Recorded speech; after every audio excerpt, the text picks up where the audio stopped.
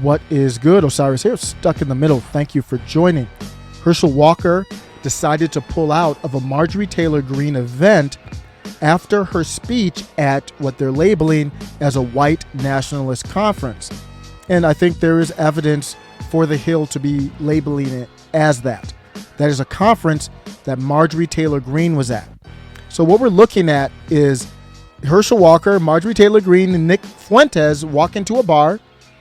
Well, it's kind of like 2 degrees of separation. Nick Fuentes is the one who he is banned everywhere. I've seen him debate comic Dave Smith before. So this is what happened with the Fuentes one was he was on and he was on the show.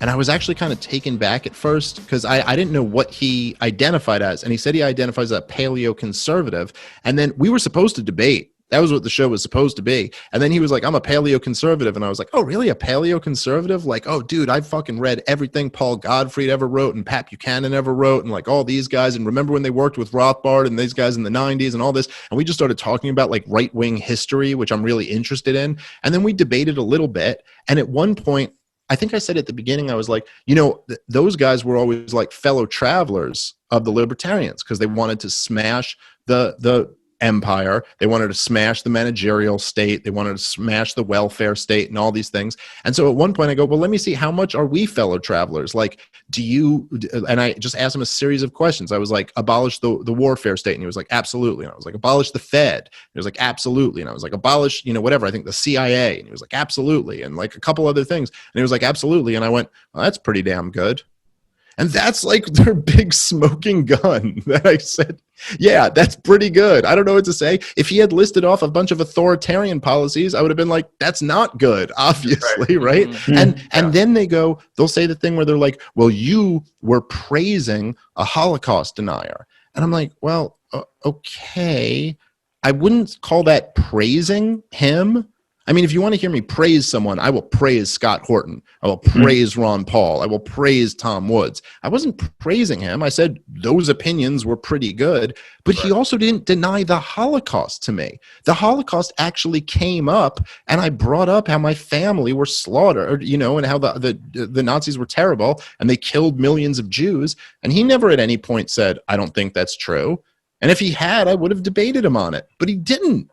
You know what I mean? So like, I don't know where, and then they point like to this video where he's like joking around, making like a Holocaust denial joke, but it's not exactly as if he's coming out and saying, hey, I don't believe that the Holocaust happened. And he certainly didn't say that to me. And if he had, I would have argued with him about that, but he didn't. And truthfully speaking, when people ask me, they're like, well, what do you think about Nick Fuentes or this or that? And I go, I don't know. I think he's like my baby brother's age, and I think that he's a talented guy, and he's built up like a big following around him, and he's a very talented broadcaster, and I wish he was less authoritarian and more libertarian.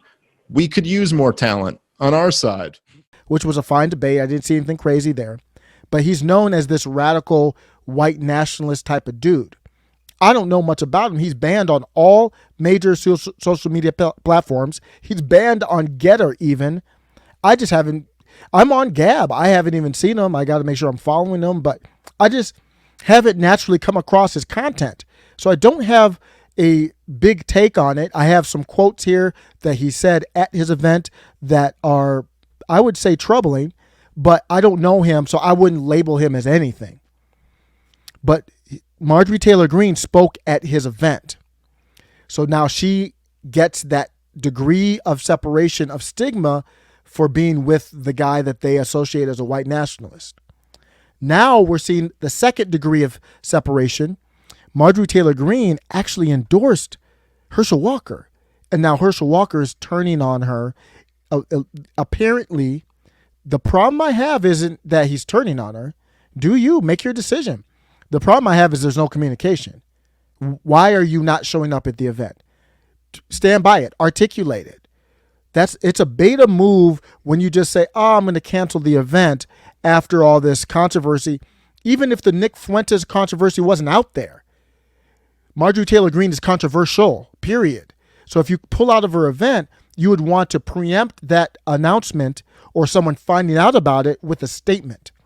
So I don't know if people found out early and broke the news before they could put a statement together.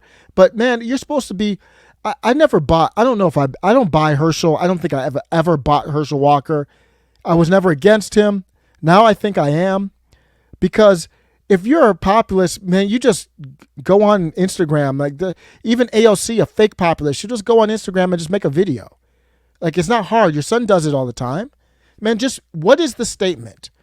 Correct me if I'm wrong. As of this recording, Wednesday, March 2nd, I haven't seen the statement explaining why he's pulling out.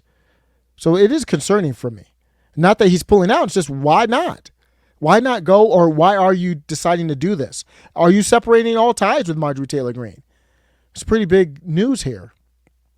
Herschel Walker, the front runner in the GOP primary to challenge Senator Raphael Warnock, was previously slated to speak at Greene's Second Amendment and Freedom Rally in Rome, Georgia. It's going to go on Saturday. His campaign confirmed on Tuesday he's not going to show up. No statement, just his campaign confirmed. Walker's decision is just the latest sign that Republicans in Georgia and across the nation are distancing themselves from Greene. This is per The Hill, and The Hill is giddy about this. I could associate all of them with white nationalists, and they're all distancing themselves, so they're kind of fracturing. And then, of course, they throw in their opinion and some fact on Marjorie Taylor Greene. She has a long history of hateful, xenophobic, and anti-Semitic remarks, along with social media posts endorsing violence against political opponents. Their appearances at this America First PAC have since drawn widespread condemnation from Republicans, including House Minority Leader Kevin McCarthy, who called the behavior appalling and wrong. He's talking about Marjorie Taylor Greene right now, going to this rally with Nick Fuentes. And I'm going to tell you some of the troubling moments of it and what my big takeaway is, though. I'll give you a spoiler. I'm not with Nick Fuentes. I don't know much about him. I'll just talk about these comments. But I'm not with Nick Fuentes, and I'm not with Kevin McCarthy, and definitely not the male Nancy Pelosi, Mitch McConnell. They both issued a statement that there's no place in the Republican Party for white supremacists or anti-Semitism. So why would they condemn Marjorie Taylor Greene? Here's what I'm seeing. If you know more information, let me know. I'm only going by what I'm seeing here. I have not seen the America First Political Action Conference. Breaking. Marjorie Taylor Greene announced as a surprise speaker at this conference. So she joined in. Here's a picture. So she's got a photo op smiling with them. Okay. Shortly before bringing up Marjorie Taylor Greene, the camera showed a sizable and raucous crowd. I'm not going to play the video. I don't know what YouTube will allow or not allow. It might not even allow me to read these quotes, but we'll see. Fuentes praised our secret sauce, young white men. I played the video. I listened to the video, and that is what he said. Fuentes then solicited a round of applause for Russia in its invasion of Ukraine, and the crowd, I don't know if they allow that word or not, I don't even really know what it means, chanted Putin, Putin. And I played the video, and that's what it said. My big takeaway is that's just weird, man. Like, I don't, that's not my thing. Here's the thing, though. I don't look at it as any better or worse than the identitarians on the other side. I mean, our president eulogized a former head of the Triple K in a local chapter. I mean, nobody looks at him like he's a white nationalist right now. And he said, I'm going to hire or I'm going to nominate someone for a job, basically, based on the color of their skin and gender. That's more racist than anything that I heard right here from Nick Fuentes. Now, I'm fine with Nick Fuentes, and Biden wants to do that. That's their prerogative. But if you say that he is a label of an identitarian, that's what white nationalist is, then so is Joe Biden, and so is half America that believes in this critical theory. So I don't look at it as any different. I know a lot of people look at a double standard. Like you can say, yeah, I want to hire a black woman, and yay, clapping like baby seals. And then Nick Fuentes says something that's much softer.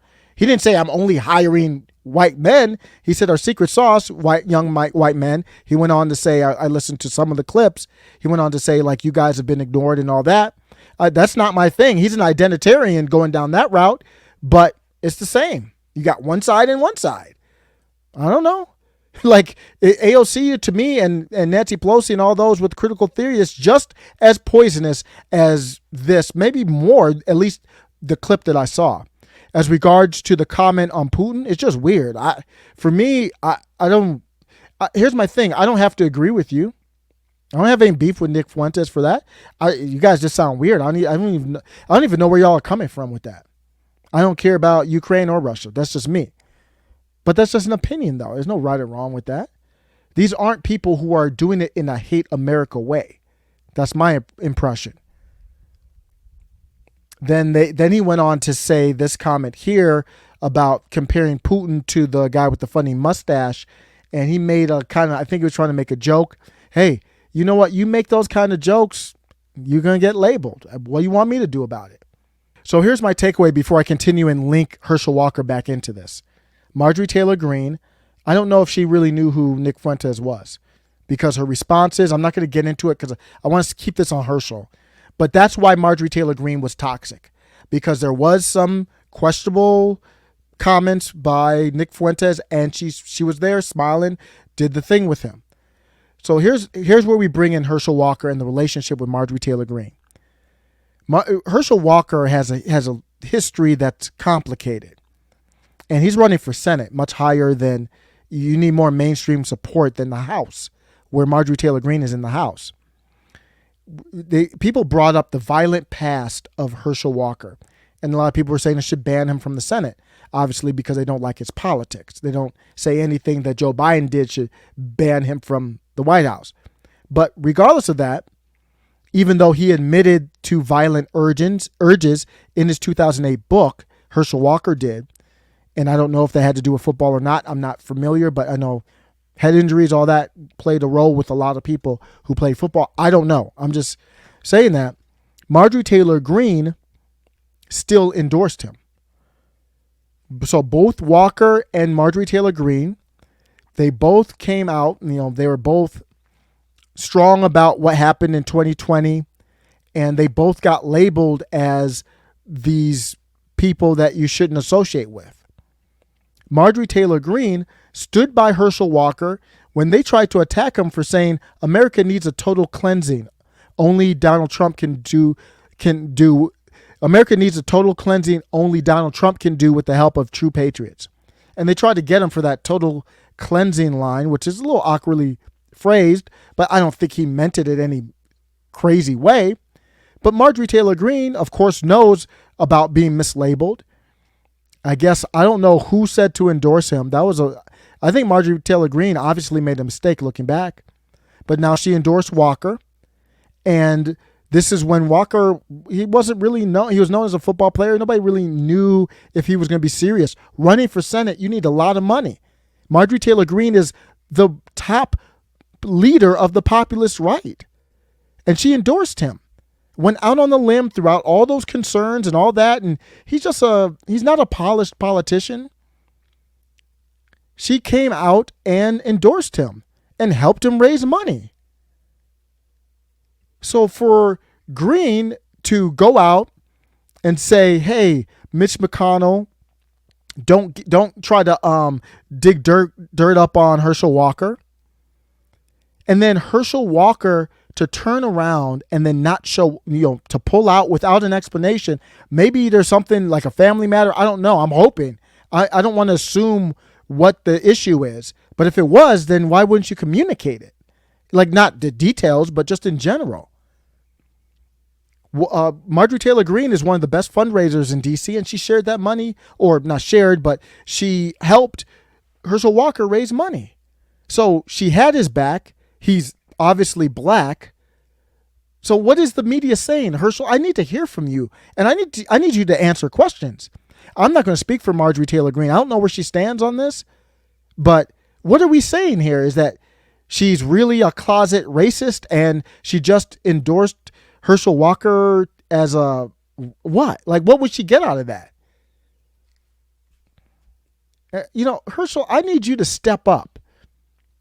You know that the Democrats are going to do whatever they want to do to label you. And you distancing yourself from Marjorie Taylor Greene, this is probably coming from establishment GOP, which is the same as establishment Democrats pretty much. So what it shows you is Herschel Walker is potentially controlled by them. He's not a savvy politician, just in my opinion, just from watching him. And I think he's being influenced by outside forces. I'd like to see what Trump here says about this too. Because, Trump's not backing down from Marjorie Taylor Greene's like, his number 2 figure right now. I'll end with this.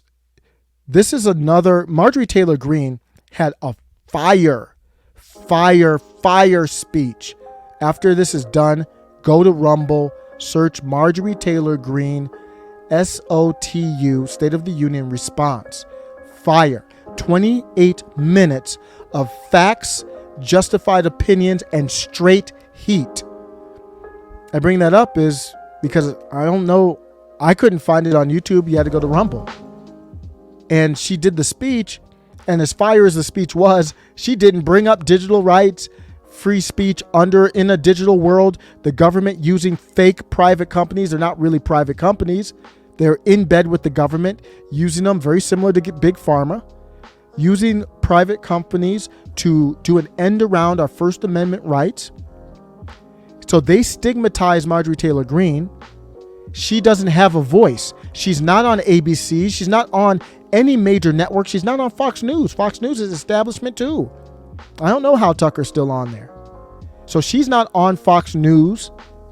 Her speech wasn't on Fox News. It was on Right Side Broadcasting. It was on YouTube Live, and then they pulled it because they knew YouTube was probably going to, delete it. My point is, she doesn't have a voice on mainstream. She doesn't have a voice on YouTube. So your average granny won't hear Marjorie Taylor Greene, and they let her get stigmatized. She didn't do a good job communicating after the Nick Fuentes thing, but even if she does communicate, she doesn't even have a voice to reach a lot of people. We got to fight through, no excuses, whatever. I'm not going to cry about it, but she didn't mention digital rights at all. And what that does is it creates a chain reaction. So now she's stigmatized. She can't fight this, being stigmatized.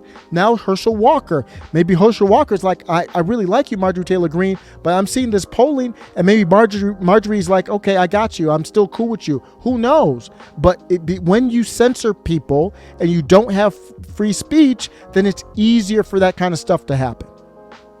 Let me know what you think. Thanks a lot. Take care.